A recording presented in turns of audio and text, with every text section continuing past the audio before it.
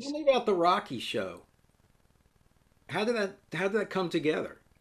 Bert found him. I don't even know. Tom, do you know how I Bert? know the story, yeah. Okay, go ahead. The story I understand goes like this. A friend of ours who worked for Sluggo and played with the Chickadiesel's was working as a operator, telephone operator, Right. and she took a collect call from Roky to his manager in California and wrote down Rocky's number and gave it to Bert. Actually, I think she gave it to Richard Dorset first Okay. because there was always a bit of a, you know, argument between us and Richard because apparently Richard had planned on doing something with Roky, but Bert got wind of it. In fact, maybe EA didn't tell Bert. Maybe she just told Richard, and Bert found out or something. But Bert got the number, made the call. Rocky's mom picked up, and Bert said, "Is Roky there?" And she said, "Yeah, I'll get him." And he got on. "This is Roky," and Bert said, "Roky, hey, how are you?" And, you know, acting like he knew him, I guess. And Roky said, "Good, good. How are you?" And he said, "Great. Listen, we've got a gig coming up, and how would you like to play with us?" And he said, "Well, I don't have a band." And Bert said, "Well, we'll back you up." Oh And my. Roky said, "Sure." And then we met Roky at this kind of abandoned house that Phil Lanahan, our manager, owned. And we practiced with him for maybe 5 days. We heard all those songs, you know, that ended up on The Evil One or whatever that album's Did called. anybody record this? Yeah, we have it. You should put that out, man.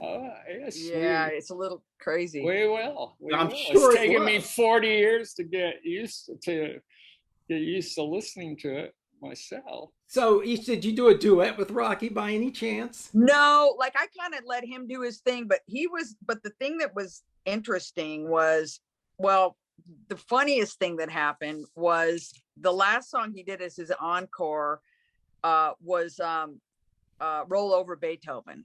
Okay. And the records didn't know it. I mean, Bert probably could fake it. Doug probably maybe could. Tom did not know how to play a beat. So Tom played a roll through the entire song. He just did a roll through the whole song. There was no beat. He never found the one. Did Bert know the chords? Probably, because Bert, you know, he was a legit musician. I mean, he knew how to play classical music and stuff. So I think he could figure out roll over. But Bert was on bass. Bert was on bass. And Doug was well, on you can, that's even easier. Yeah. But I mean, it's a 1-4-5. I don't even have to know what the chords are, and I know it's a 1-4-5 because that's what every rock and roll song is. So anyway, but so Roky was a little frustrated by the records. I remember because he said to me, I remember him saying, he goes, "I like the way y'all play with Lynn. I like the way you play with Lynn." He goes, "It's full." It's like he couldn't understand why when they played with him, it kind of fell apart. Well, they switched instruments for one thing. Oh, because he wanted that keyboard sound, I guess. Yeah, you're right. Was this at Raul's? Yeah. I have no memory of this. I know I was probably there. It was the first time that hippies and punks, came together at Raul's. And is there a poster sitting on different sides of the, and the hippies are, going, who are these idiots, backing up Roky? And then the punks were, who's this? Some of them knew who he was. Some of them didn't know who he was. I would bet a lot of them didn't. But what was great about Roky was in practice, it really did annoy him that when he determined that we weren't very experienced players. And at one point he stopped us and said, "You got to get 3 things. You got to get the beat, the notes, and the chords." and none of them. We went the beat, the notes, and the chords. Okay, we're Yeah. in. And that was a big joke from then on. And So someday, see, I'm not a part of that because I was free and clear. I didn't play or sing.